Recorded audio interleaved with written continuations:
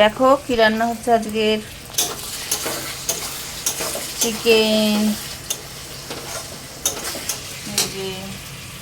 তার সাথে ভাতও চেপে গেছে, ভাত হচ্ছে। তো চিকেনটা ছিল ফ্রিজে, দিয়েছিল, রান্না করা হয়নি, তাই আজকে চিকেন হচ্ছে। চিকেন আর ভাত, আর কিছু হবে না। আর ভাতের মধ্যে উচ্ছে আলু সিদ্ধ দিয়েছি। এই যে দেখো,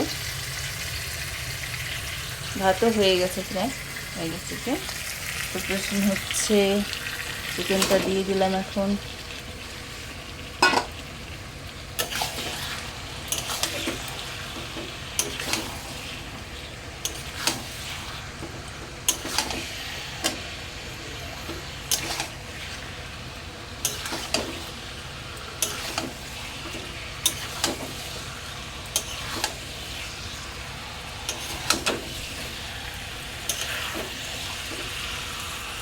টাটা, দেখা হবে অন্য একটা ভিডিওতে।